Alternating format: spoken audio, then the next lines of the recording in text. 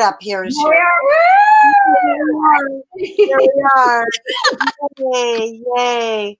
Okay, so good evening, everyone. Welcome to Universal Heart Wisdom. I'm Deborah Haviland, a love coach and healthy lifestyle coach, and I lead retreats where it's all about empowering people to know themselves, know their higher power, align with their true nature and purpose, and then how they can bring that back to their communities and to the world. And we are sponsored by the Love Coach Academy, and the mission of the Love Coach Academy is to bring empathy and compassionate communications into all our relations. Yay. So I'd like to invite Radiance to introduce herself, and then I will introduce our guest. Hi, I'm grateful to be here. I am Radiance. I'm the tech person for the evening and a joyful co-host to be here with Deborah. And so grateful to be here with this gorgeous author and innovator in this area of bringing peacefulness back to the planet. I am a producer. I work with musicians, and it's specifically around emotional health and emotional literacy. So that's kind of my gift back to the world, and I'm just grateful to be here. Back to you, Deborah. Thanks. Thank you. Yay. Yeah, we are a talented bunch here because I've also been a dancer my whole life, so that's why I just love Radiance's music. So, okay, we have an amazing, talented, creative powerhouse here, Shera Sever, also just a lover of life. Shera Sever is the founder of Igniting the Spark and the Community Resiliency Project, where she has been consulting and coaching organizational leaders and change makers on cultural alignment, strategy, and communication technologies for over 20 years. In support of disruptive leadership models in this time of the great turning, which is pretty obvious out there, she brings an eclectic buffet of rich communication practices into her organizational consulting and coaching. And I love one statement that she said on one of her interviews. Shera's intent is to gather everyone around the fire of collective heart intelligence so we can all move forward with more grace, understanding, dialogue, and engaged compassion and action. So welcome, Shera Sever. We are so happy to have you here. Oh, thank you so much. I have been looking forward to this ever since I saw that you started your show, Deborah, and just see all the amazing guests and the messages that are coming through. And I'm truly honored and grateful to be part of raising the frequency and sharing this time with both you and Radiance today. Oh, thank you. Thank you. Thank you.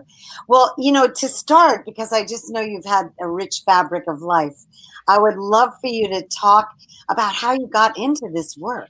Yes. How did I get to where I am today? I'll just go back 20 years. I used to work overseas, and I specialized in cross-cultural communication. So I was working with a number of, at that time, younger professionals who needed to bridge the divide, who really needed to understand how each other, how they were thinking, talking, why certain behaviors, and not take it personally. So we started to take deep dives into unconscious biases, for example, learning more about cultural history, learning more about another's language, another's religion, just the background of their country. So I facilitated hundreds and hundreds of teams and courses, both in Madrid, Spain, and Barcelona, and Prague, Czech Republic. And I came back to the States, and I started my first company called Cross Currents Communications was that company. And from there, as I found myself embedded more into larger companies, but also nonprofit and community organizations, I got more into the work of conscious communications and leadership, and what I'm now framing as disruptive leadership. And we can get more into what that really is. I'm sure we will as we dive more into this communication or into this conversation. Okay. Yeah. You know, yeah, maybe we'll go first of all to more the values that really guide your work, you know, Right. and then we'll go back to that so people understand what you mean. I mean, Okay. many people may have a sense of what you mean by disruptive leadership, but I'd love to hear what you say about it. But Right. first of all, the values that really guide you personally and in Right. your work. Thank you so much. I love that I get a chance to talk about this. So I think my top values are inclusivity. Inclusivity meaning all people are welcome, and how can I find ways to allow others to feel welcome? And so, you know, even in our little personal circles, I think sometimes we lose the consciousness around welcoming in others that we don't know or others that are different from us. Or so the inclusivity piece is very, very important. That inclusivity is a value. Number two value for me is accessibility. That everything that I offer is accessible to, regardless of one's socio or economic status in the community or society. That's a super high value of mine, and I think that comes from the fact that I actually grew up in a very poor family with a single mother in public housing projects, and so I'm a self-made woman, but I saw the kind of discrimination that occurs very, very early on. And I made a determination, I think when I was 14, that no matter what I do, all are included, and what I do is going to be accessible to others. It's one of the reasons, by the way, why I really like the MVC model and organization, because it's always been built upon no one turned away. So you offer what you can in the way of financial contribution or other ways of resources and energy exchange. I have a deep respect for that economic / gifting model, if you will. I do too. I just love that. And I think that's where we've met a lot in the greater community that we're part of, the extended community. Both of us are inclusivity, and so is Radiance. Radiance stands for that. She champions people. And so it is so important. It really is the golden rule, you know, do unto others as you would have them do unto you. And when we are willing to even go towards somebody who may seem a little challenging or they're different in any way, whether it's thoughts or style or skin or anything, when we can, you know, bridge the gap, there's treasures, you know, to discover. Really. Absolutely. And that leads me to two more values that I think are important in sharing for the sake of this conversation. Value number 3 is integrity. So that I'm in alignment, with my values, my actions, my words, my behaviors are. And when I'm not, because I am perfectly inhuman. No, wait, imperfectly. What is it? How perfectly human? How perfectly human. I am perfectly human. Yeah. No, I'm perfectly inhuman. But no, but anyway, to really catch it right away and just say, hey, you know, I stumbled. And I think that has been one of the greatest practices that I've learned, is that humility piece, that, hey, I made a mistake. And then the last value that's also very important to me is I want to acknowledge that. I think sometimes people feel like they'll lose their power or their respect if they apologize, but I think it's just the opposite. If we realize we stumbled or we did something unconsciously, to be able to have a conscious apology and then even a do-over and then move forward, I think has great dignity and great value. I love that. It's true. And you know, that's one of my more advanced skills. I've learned that later in life, the humility piece. And I just wanted to add, I've recently done some ancient leadership studies and practices with a Lakota chief. And in his teachings, humility is the highest or the greatest leadership competency, as as he describes it. The last value I'd like to bring into this conversation today is that of transparency. And embedded in the value of transparency is a tremendous amount of courage, because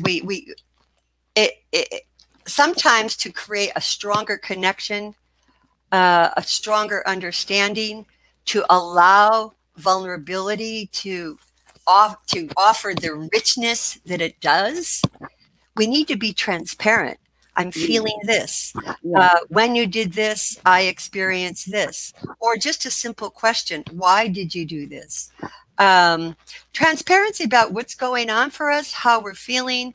I think that is also a key. I'm calling these leadership competencies, but these are human mastery competencies, and they are the competencies or the behaviors that we can take into all the different situations that we find ourselves in to bridge the human divide, which is the theme of our conversation today.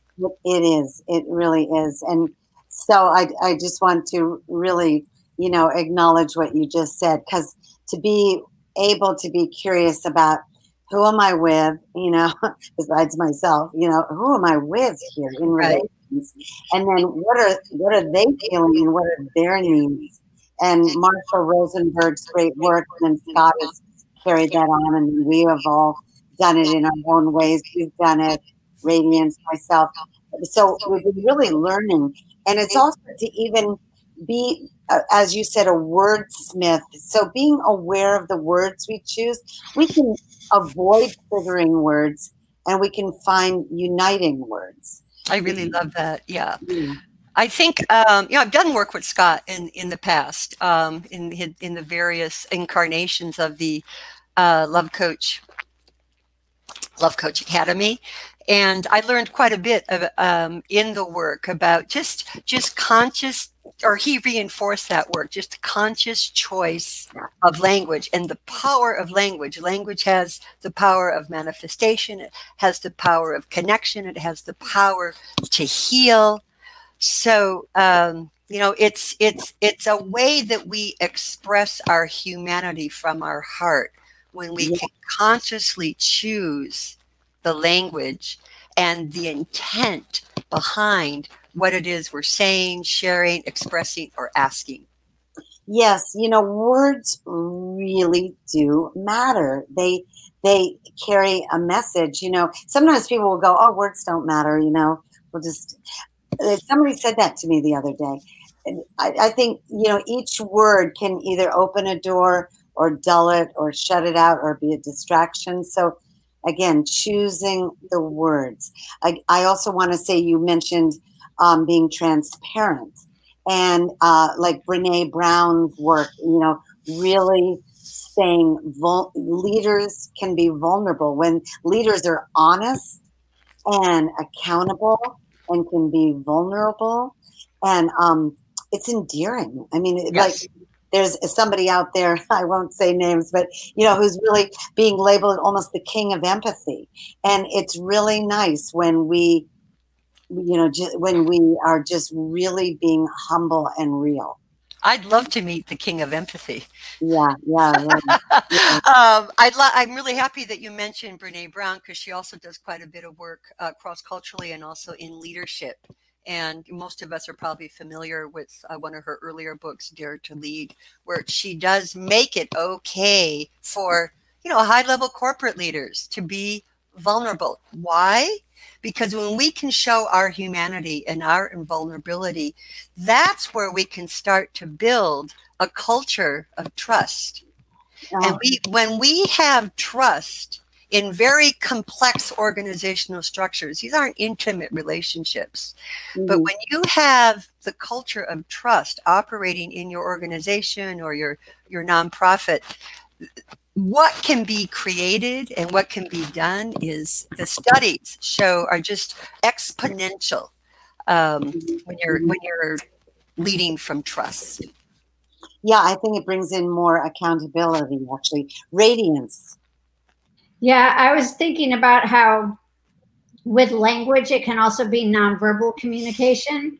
because sometimes people are speaking, but then their actions and their body language are not in alignment with what they're speaking, because they're not fully present to, like, they haven't had enough practice in showing up authentically yet.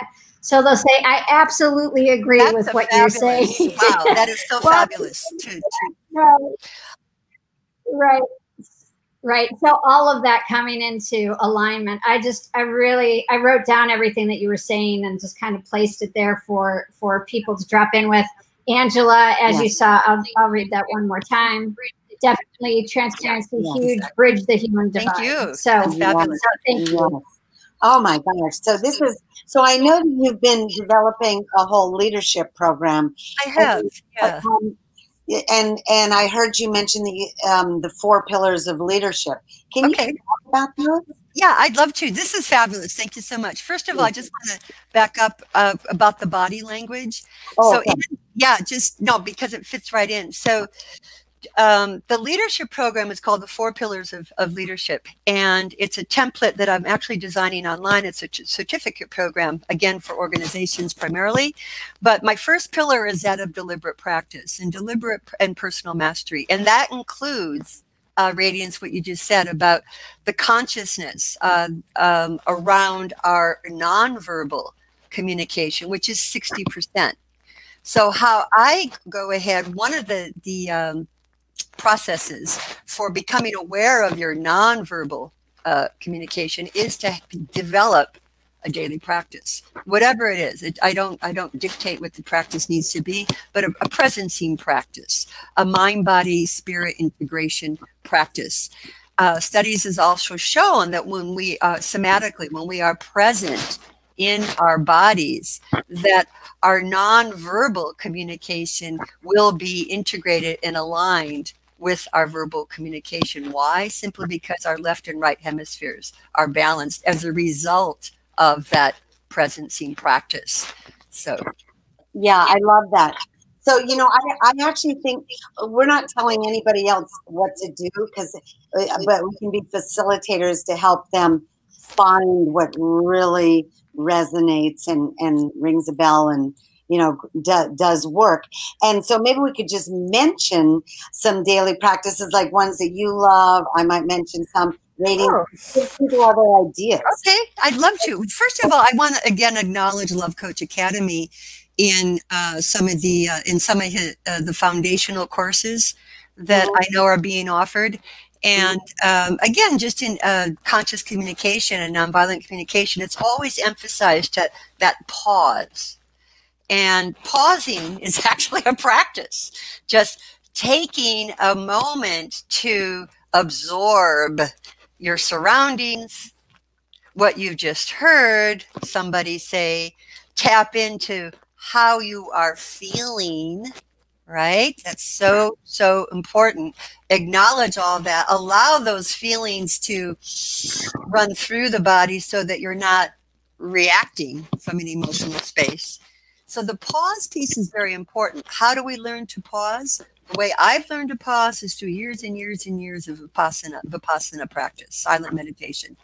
And that is Buddhist in origin. There's numerous lineages. I'm grateful for all of my teachers. And that is where I have learned the value of the great pause. I love that. I've done Vipassana retreats too, a 10-day, a 5-day, and a 3-day. I love it. Yeah. It's really deep. The pause. Somebody just asked, how do we learn to pause? So another one right in a minute could be just that you put your hands over your heart and just. Yes. Yeah.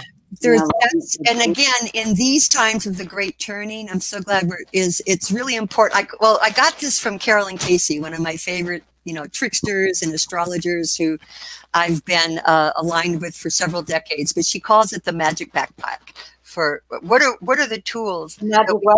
What are the tools that we're carrying in our magic backpack? Because in these times, we need our magic backpacks. What are we carrying with us just from moment to moment to moment to moment as we're changing and moving around? And so the magic backpack, what's the tool for the great pause? Or the tool for the pause?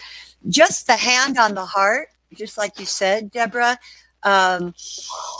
3 to 7 deep breaths, really grounded into Gaia, because she's so generous and her love is so unconditional. Just let her hold you while you hold your heart. Again, this is proven in many trauma experts. This is one of the most immediate ways to emotionally regulate. So just coming back to that, to our heart, basically. So could we do that right now? I want to do that with our audience. I would like to put our hands on our heart and literally take a long, slow inhaling through the nose, letting it ground in deep in your lungs and body. And then exhaling through the mouth. And let's do it again 2 more times.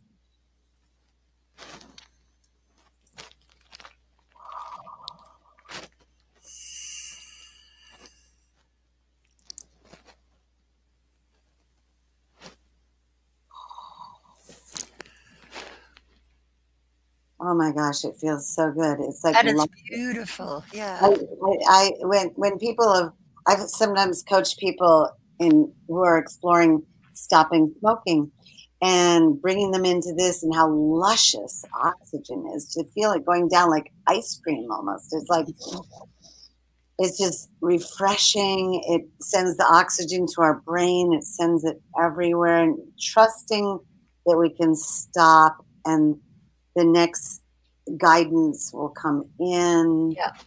I once heard somebody say, if you're overwhelmed, stop and breathe, then write down your priorities and just go from one priority at a time, like one moment at a time, one day at a time, you know, and everything else can stay on the shelf till you're done with that. And it simplifies life. So I just want to say one more thing. Sure. So we're talking about an in the moment pause. Mm-hmm. There are sometimes a greater pause, like we need to go on retreat. We might turn off the phone and, you know, the laptop and just be with our family for the weekend. I used to lead the Art of Retreat on Mount Shasta, where we'd go for a 4-day retreat and walk in nature, meditate, swim. Every morning here, Monday through Friday, I go and teach water aerobics, and it's so happy. And that's great. Yeah. Oldies but goldies, like the songs when we were. I love that. Yeah. You know, what a blessing. Happy. Yeah. Happy. And then meditation. I think all of us here meditate, and I mean, Radiance and Shera and I just can't encourage you enough out there. Find a meditation practice that works for you. There are many out there. I do transcendental meditation. I also do Sufi prayers. I do the Lord's Prayer.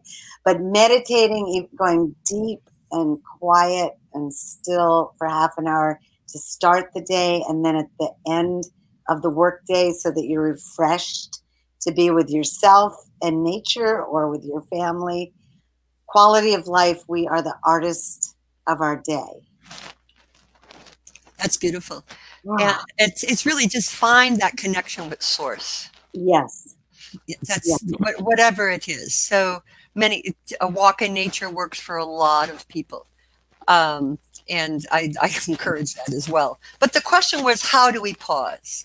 So first of all, you have to make a commitment to do so. And that's where the deliberate practice in Pillar 1 of the leadership, the 4 pillars of leadership. So you have to make a commitment to yourself, which actually ties back into the integrity value that we talked about early on. Mm-hmm. So the deliberate practice piece, and also emotion. Part of Pillar 1 is also the emotional intelligence piece, which of course is also an offering through Love Coach Academy. That's very much part of the conscious communication curriculum, is to do a really deep and honest assessment of behaviors, thoughts, intentions, actions, reactions, and get to the level of emotional intelligence, where you're, again, bridging the human divide, that your language, your communication, your actions, intentions are encouraging connection. Yes. Yes. And it's certainly, you know, sometimes it's easy and sometimes it takes really invoking qualities like patience, you know, great source or divine, give me more patience, you know, or yeah, let me wait, think, and see what would be the best response.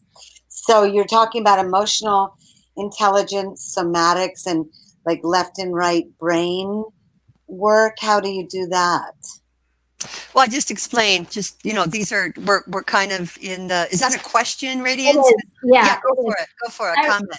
I was just thinking about how it isn't, for me, this isn't like a one and done. This is like the reason why you're calling this a practice is that this is daily for the rest of your life to get into a space of where you feel safe enough to show up in more alignment in that community. So I remember when I was first looking at these things, I'm like, oh, I could get through that, no problem, you know? And then years later, I'm still working on like minuscule subtleties of this. So exactly. It's a practice. Emotional intelligence is a deep practice, but a lot of it is getting in touch, just like we talked about earlier, your emotions and your values, your emotions, your values, and getting in alignment and understanding your purpose, right? And getting an alignment going on. So, you know, as indigenous teachings say, every single step that we take on the earth is a sacred step. It's a step of, it's a prayer, it's an intention, and it's an action for the greater good, for all my relations. So if we can just remember that every step we take, right? So those are, so how do we do, so that's kind of an answer to the question, how do we do that? I just want to, you know, we are talking about bridging the human divide, right? And so the leadership piece, or just these behaviors, these competencies, these pillars, these checkpoints are a way, if we are working on raising our own bar and showing up fully in our communities or organizations or in our one-to-one relationships and in our one-to-one relationships. What inspired me to start bridging the human divide? I think I really would love to share that if I can. Please do. And believe in where you saw disruptive leadership and what inspired. All of that. So I've spent my entire adult life, well, in 30 countries, but the Bay Area has always been my base. And it's been my home, my teacher, my communities, and I'm very, very grateful for Northern California and for all that I have learned there. She formed me as a human being. She, the land, and she, the people. And I know we wanted to take a moment for everyone there, just maybe really? Because she's burning in our friends, our communities are traumatized, and they're displaced from their homes, and the animals. I mean, just really just taking a moment right now to just envision water, because water is needed. You know, water to soothe the emotions, but water on the land as well. So just now just seems the right time. I love that. I've been seeing cool, calm rain, just enough that can come and absolutely, you know, end the fires and bring fresh air back, and to protect the people and the animals and the land and the trees. We send you prayers. We care about you. We feel you. We give you empathy and deep prayers for this rain. Yeah, and to be able to hold the grief. There's a tremendous amount of loss occurring right now, collectively. So, you know, that's part of the empathy practice, is to be able to hold grief. And the deeper the grief, the deeper the love. That's what I've learned from grief. Yes. And Janice Kaplan, our friend, said, water is life. Love you guys. Gentle rain needed. Thank you. Yeah, we have deep compassion for all my friends who posted this morning and yesterday that they woke up to an orange sky and it was dark really late in the day. I know. Some just, you know, science fiction story, is what Scott Katama said, and just sending so many prayers, deep empathy, and I'm sure many elders, many indigenous people are doing, sending big prayers, and everyone is praying in their own unique way. And so it's bringing us to our knees. It's bringing us into deep gratitude for what is wonderful and deep humbleness of what it is to walk on this earth and really learn the source of creation, radiance. I'm recognizing that, Shera, if you would care to look at one of the questions in the side here. One of the people who is part of Love Coach Academy has gone blind recently. She's lost her sight. It's been a long time, but recently. So she's talking about, do you have any specific approaches that you really use to get into your body to nourish through grief? Yeah, I will. Okay. And then yeah, absolutely. And then we'll go back to the Bridging the Human Divide and what inspired me to start the whole program and gather around collective heart intelligence. So I just started. So first of all, to just getting into grief, first of all, is just getting completely into your body, just feeling every part of it. And the easiest way that I have done that is just with deep, deep breaths. And the loss, I understand that our participant has experienced is loss of sight. So the first part of grief for me is just feeling the pain, feeling the angers, crying, all of it, and validating all of those feelings and the loss. Having a support system is critical. It can be a therapist, a counselor, somebody in your spiritual sangha. That's critical. Somebody, others in the medical field that specialize in helping people that have lost what most of us take for granted, just different kinds of bodily functions. So, but the first stage, I said, and this is the other thing, there is no timeline on this. It's not about 1 month, 3 months, 6 months, 12 months, 3 years. As long as it takes, but to feel that and to feel it deeply, deeply, deeply, and to get the support. Yeah. And understanding that it could be 6 years from now, 8. I mean, it's gonna come back. And grief is one thing I've learned about grief. She never leaves you, just like love never leaves. There's always love, but the grief has a place in your heart too. And she is also an expression of love. I love that, Shera. Really well said. Beautiful.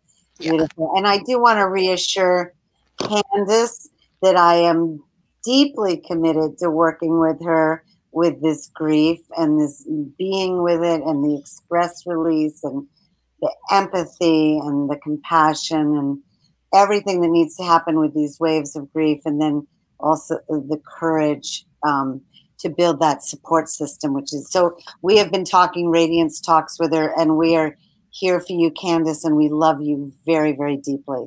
Very, very deeply. We hear you, and oh my gosh. Yeah, oh my gosh. Yes.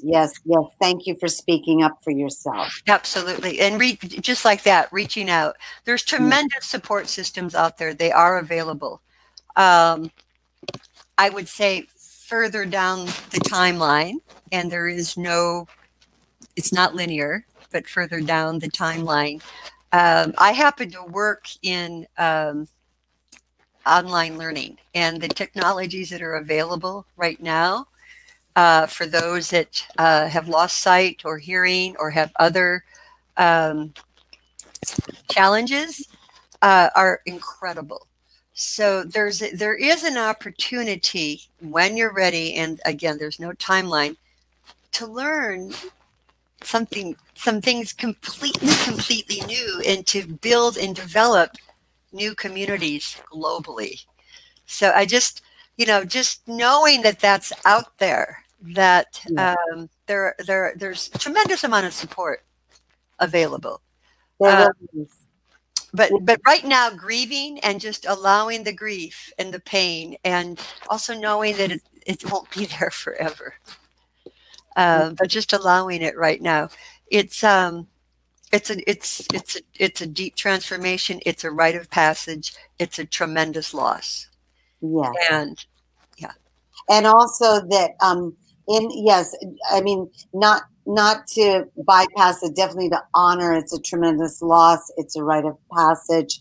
And when we face our deepest, nemesis, our dark night of the soul, the thing that brings us to our knees, when we can face it and grieve and express release on the other side of it, can be, say we can discover, one, how we take ourselves from A to Z, and then we have a gift for the world. Many times we have a gift where we face our own challenge, then we can help others that have that challenge, or we learn something we can give to the world. So there will be the silver lining or the gold lining, and the gifts will come, and it is about being real about every step of the way. Yeah, don't push it. Jeff Brown, who I don't know if some of you know, Jeff Brown he's a spiritual counselor, spiritual psychologist. He works a lot with trauma and grief, actually, and he was one of my guides through a very, very difficult period, deep loss. And he's also just says don't shortcut the process at all. And just go as deep as you need to go to feel all of it. And again, have the support, have a container, others that can hold that. It's a composting of some sort when we're spilling the grief. You're going to quite possibly feel like a victim. And again, that's where the support is really, really important, to remind us that we're more than our sight. We're more than our legs. We're more than our voice. We are much more than all of that. So to remember that piece is really, really important, and to feel into that. Boy, really, radiance. Yes. Oh my gosh. First of all, I just wanted to encourage people to stretch and yawn for a moment, because that's a good way to just bring that in and really trust that. So thank you so much for this. And then I just wanted to read Sue's. Sue was really touched by what you were saying as well, and I think was really inspired by Candace and what Deborah was talking about. So I really understand this. I'm 74 in 2 days, and grief has many forms. And I realize grief needs respecting based on your Jeff Brown comment. I am grieving the loss of my hearing in my relationships, and I'm losing this and I'm recognizing losing this because of loss. So just I really recognize, I want to go back to the rest of your pillars, but I recognize how grief is so beautifully tender, and it really is one piece that helps to unify humanity when we see each other here and help each other nourish through this process. So thank you so much for dropping in and expressing yourselves here. We really hear you. If you do want additional support, I'm positive that Shera has additional support and resources, and Love Coach Academy. You can come in and you can go through Love Coach Academy, just sign in through the survey.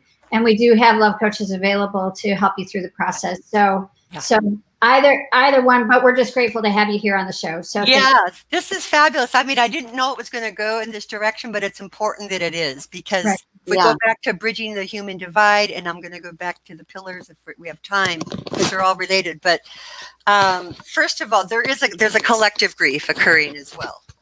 Just there is, and that's a whole other topic of a show, just collective grief. Yeah. But there is a collective grief.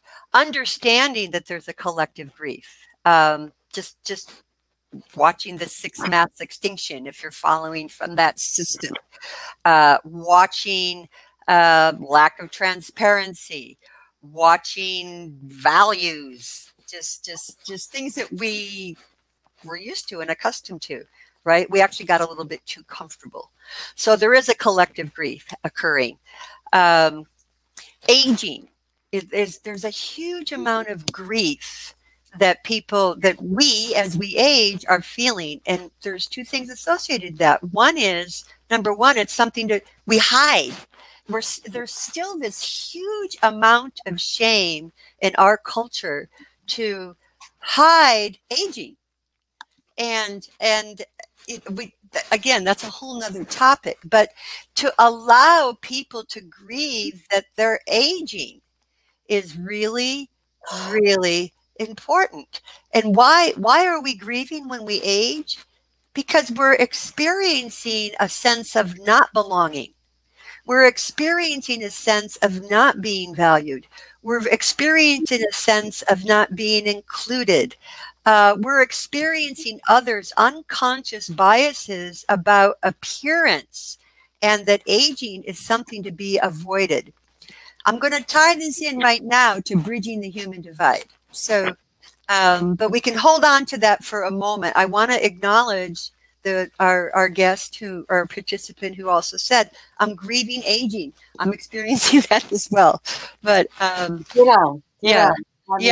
really, and it can be very sad. It can be, like suddenly you don't look the same in a bathing suit, or you don't look the same in the dress, or the younger people. I mean, we have an epidemic of, airbrushed teenagers on magazines. So, yes.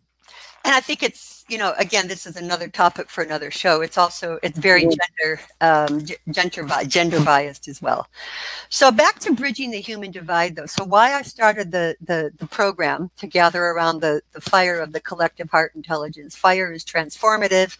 Collective heart intelligence is something that emerges. It's an emergence process that takes place when we have the empathy tools, the compassion tools, the communication tools, the listening tools.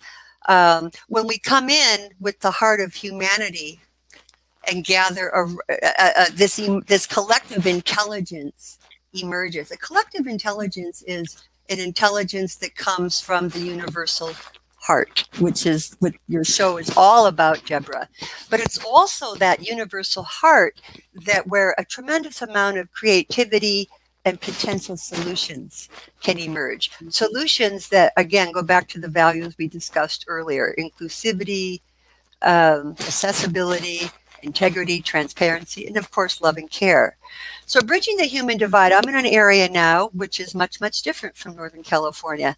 And I have learned so much about, applying my theories and practices on a day-to-day basis, and stumbling along the way daily, in attempt to engage in conversations where there's a huge amount of divide, beliefs, values.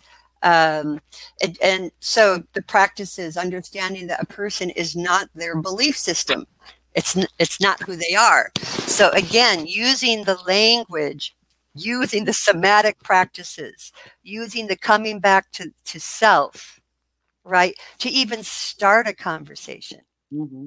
So finding the commonalities in our humanity, in our communities, even though we may be on opposite ends spectrum, right? We're getting our information from different sources. We do have different belief and systems and religious practices, all of it. We do still want, I believe, in all of our communities, we want safety. We want to feel safe. We want access to fresh air and clean water. We want our children to be happy and healthy and to be able to go to school. We want safe transportation. So that's finding that commonality is actually, once we presence, right? We've got to find that. We got to get into our being. Understanding that on the bottom line, we all really do share some of the same same desires. So to start conversations from there is really, really important. You know, I'm thinking, I have always been into this. That's why I created this, the universal heart wisdom. Right. I came in as a child understanding unity. I was very lucky to have a mother who was studying at a very high level the comparative world religions, and for my dad to be like a Quaker authentically working for world peace. And so I learned like political diplomacy and spiritual, where if we can really honor our human right to feel united as a human family, and that our diversity, if we could celebrate diversity, you know, really honor, wow, you have this language and that person has that language. The way we do honor languages. It's interesting, you know, when we hear a different language. But if we could translate that into honoring the different ways that people worship, or the different colors of their skin that the divine creator created, you know, and the way there are different trees and there are different flowers. And exactly. It's such a journey, you know, this walking. Exactly. Thank you so much for sharing that. And that's actually pillar 2 in the 4 pillars of leadership, is that social peace, that social wellness. It's SQ as well. It's a social intelligence piece. It's understanding the biases and really having the skill to work through those. Real quickly, pillar 3 is more how we make our decisions in different settings. And I'm not going to get into that today, but it's more about culture, defining culture. And then the 4th pillar is, I think, really important. It's our legacy. It's like, what are we offering? So in bridging the human divide, I told you I'm in an area now that's very different. What I did is I started a model in Oakland, California last year. October 2019, right after the fires, with a colleague of mine, Jo Townsend is her name.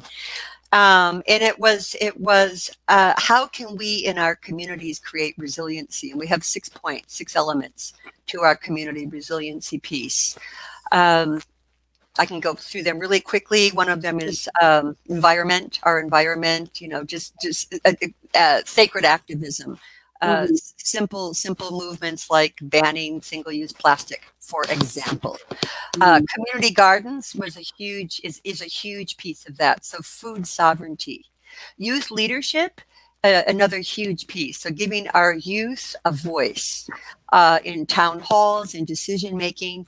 Elder care, partnering our youth with elders is huge. So also bringing forth the elder wisdom to go ahead, and that's a healing of the collective grief that I was speaking about. It is a way in. Supporting local commerce, huge piece as well.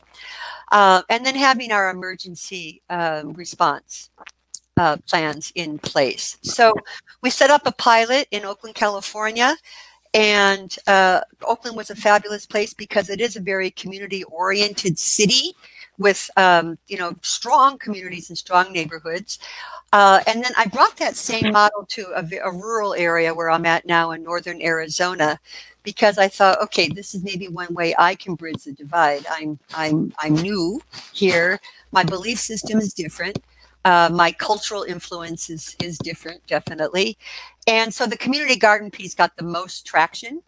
And then COVID set in. So, you know, we've had some restrictions around that. But I was amazed at how many people, again, you know, find the legacy, find the contribution, find where is the greater good occurring.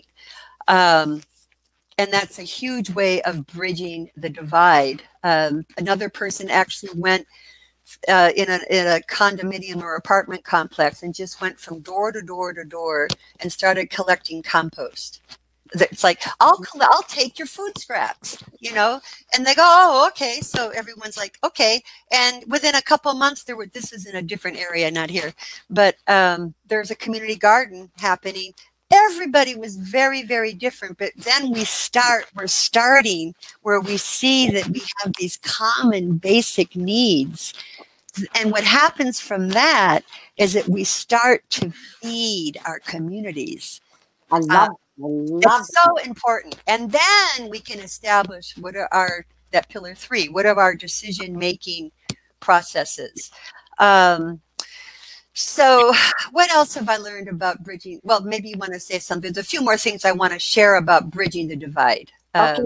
Well, go for it. I just want to say it is amazing how food can unite us, you know, and also our need for resources, you know, to honor the resources. We want leadership that honors the resources, please. Yeah. The indigenous models. Yeah. You know, food is probably the oldest sacred celebration known to humanity.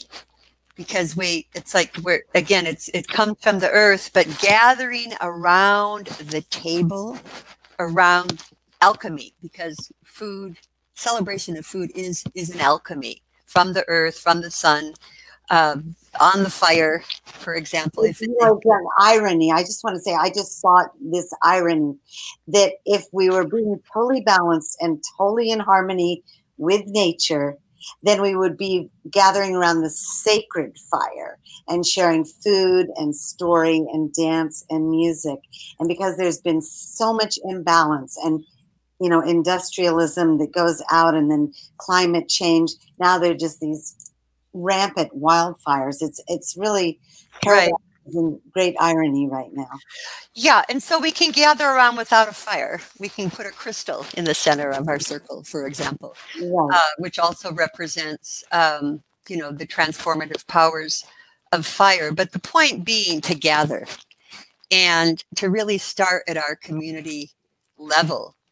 A few more things. Yes, it's so important. And I just want to eat. We can gather around a bowl of water. Right now, I think people are needing water.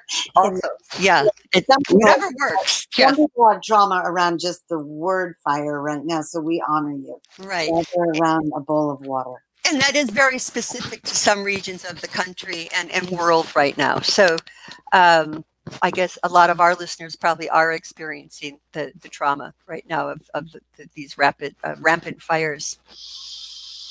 There was one more thing I wanted to say about bridging the human divide. So again, it's you going in with complete presence and curiosity.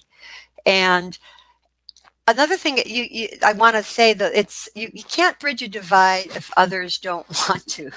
So we have to honor boundaries. If someone says, no, I don't want to talk to you about it, then it's like, okay, you know, you can't push. You can't go into bridging a divide with an agenda, right? That's where the emergence comes from, the collective heart intelligence. I don't have all the answers. You don't have all the answers. And, you know, I read another, I think it's actually a Sufi teaching is something similar. It came from Sufism that, we have a stronger need to be connected than we do to be right.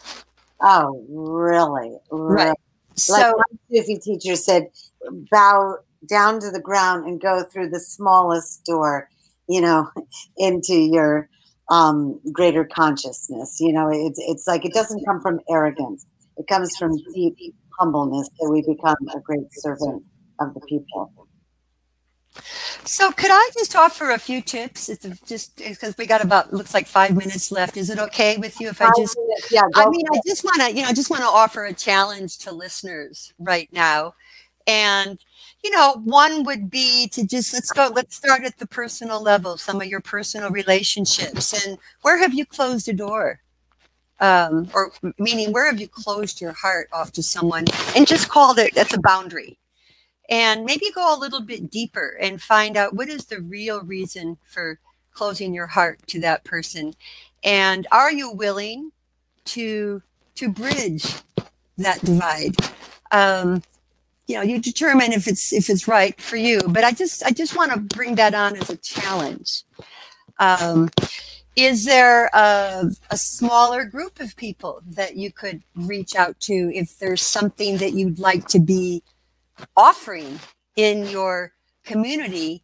And, you know, teamwork makes the dream work. So is there an action that could be taken in your neighborhood, for example, that could help bridge the divide? You know, in some neighborhoods right now, there's a lot of activism around getting people registered to vote and educated, regardless of which side of the political spectrum you're on. That is a fabulous way to work with people. But taking a look at what's needed in your communities.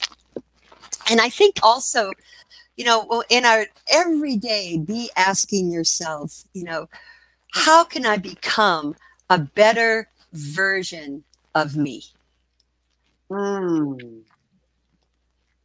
So just asking yourself these simple questions. So what relationships can I make? Is there a relationship I can make an amend? That's basically what I'm talking about. Who could I work with in my community to build more of a legacy? And how can I become a better version of myself? Yeah. That is so wonderful. Yeah, you know, and also get the support to do that too. We can't, the time of the lone wolf is over. We know that. Yeah. And allow yourself to be a pillar of support. Make yourself available. Make yourself accessible for others, because we're all seeking support. I love that, Shera. You've been so amazing. Obviously, you have such a wealth of knowledge. We'll have to invite you back. Oh, I'd love to. Yeah, we can just go on. We can talk grief. I do want to say, though, if anybody needs some assistance in a project that they're working on, particularly in the leadership domain, be very, very happy to consult with you, take a look at your plan, your strategy, some of your challenges and blocks. And my website's right there. That's the easiest way to contact me. That is wonderful. Thank you. I'm sorry, one second, love. If you can just say it out loud for those who... Okay, absolutely. So the website is Shera Sever, SHERYL, Sever, SEVER.com. If you Google Igniting the Spark, I'll come up, probably like in the first couple. Igniting the Spark, that is great, yes. Yeah. And we will invite you back. So just because time is ticking, we're going to wrap it up now. We're so grateful for everyone who's here. This was fabulous. Thank you so much. Remember that if you see this afterwards, that this will be archived, and so you can share it with your friends, send it far and wide.